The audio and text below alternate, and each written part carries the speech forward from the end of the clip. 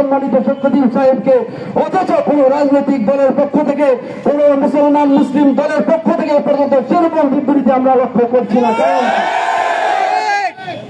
আমরা স্পষ্টভাবে আমরা আরো বলতে চাই যে এই দেশ মুসলিমদের নয়, শুধু এই দেশ মুসলিম, হিন্দু, বৌদ্ধ, খ্রিস্টান সকলেই মিলেমিশে আমরা বসবাস করছি।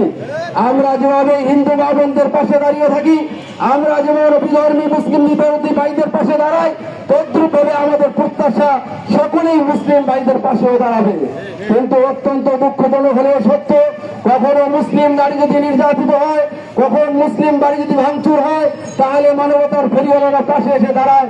অথচ আমার বোন আশামণি, ছোট্ট শিশু, 13 বছরের শিশু, গাজীপুরে 3 দিন যাবত ধর্ষণের শিকার হয়।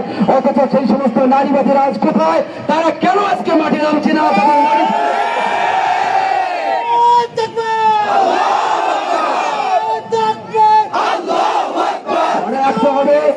আমি সকলকে বলে দিতে চাই, আমরা মুসলিম জাতি, মুসলিমদের ইতিহাস আমি স্মরণ করিয়ে দিতে চাই। আমরা যতটা আমরা আবু বকর সিদ্দিক রাদিয়াল্লাহু তাআলা আনহুর উত্তরসূরি, আবু বকর সিদ্দিক রাদিয়াল্লাহু তাআলা আনহু যতটাই নরম ছিলেন, তদ্রুপ ভাবে সন্ত্রাসের মোকাবেলার জন্য অত্যন্ত কঠোর ছিলেন।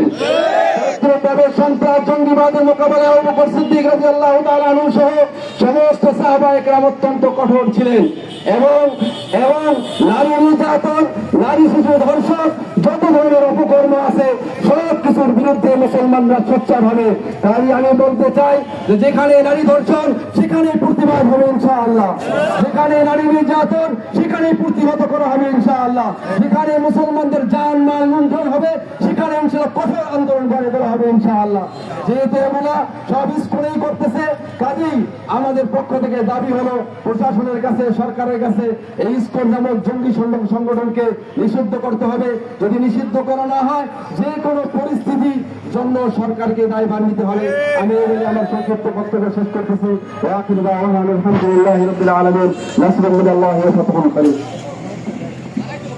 সংগ্রামে বিক্ষুব্ধ তৌহিদি জনতা বিক্ষোভের সমাবেশে এ পর্যায়ে বক্তব্য দিয়ে আসছেন হেফাজতে ইসলাম বাংলাদেশ কেন্দ্র কমিটির সম্মানিত সহ সাংগঠনিক সম্পাদক, পঞ্চগড় জেলার হেফাজতে ইসলামের আমির আলহাজ মাওলানা মাহমুদুল আলম সাহেব হুজুর, দাওয়াত বারাকাতুহু আলিয়া।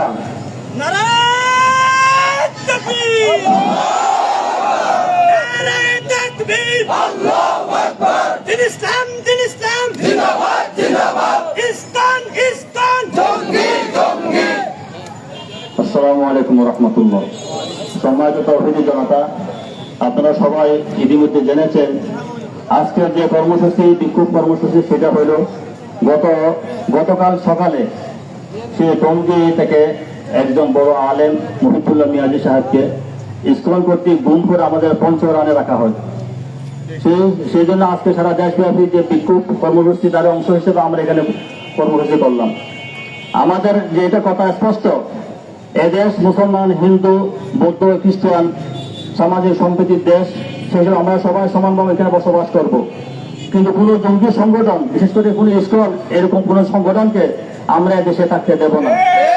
সুতরাং সরকারের কাছে আমাদের স্পষ্ট, ইসকন যেভাবে ইসকনকে সারা পৃথিবীর বিভিন্ন দেশে, মালয়েশিয়া সহ, আফগানিস্তান সহ, সৌদি আরব সহ বিভিন্ন দেশে ইসকনকে নিষিদ্ধ করা হয়েছে, সেই হিসেবে আমাদের দেশে ইসকনের সমস্ত কর্মকাণ্ড নিষিদ্ধ করতে হবে।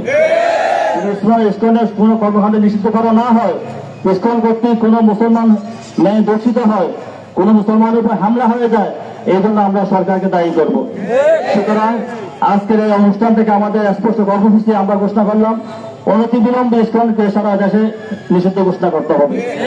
এবং যদি আগামীতে এরকম কোনো ধরনের কর্মসূচি আমাদের সামনে আসে, আমরা সবাই ঝাঁপিয়ে পড়বো ইনশাআল্লাহ। আল্লাহ তাআলা আমাদের সবাইকে তৌফিক দান করেন। দুরূদ শরীফ আল্লাহুম্মা সাল্লি আলা মুহাম্মাদ ওয়া আলা আলি মুহাম্মাদ কামা সাল্লাইতা আলা ইব্রাহিম ওয়া আলা আলি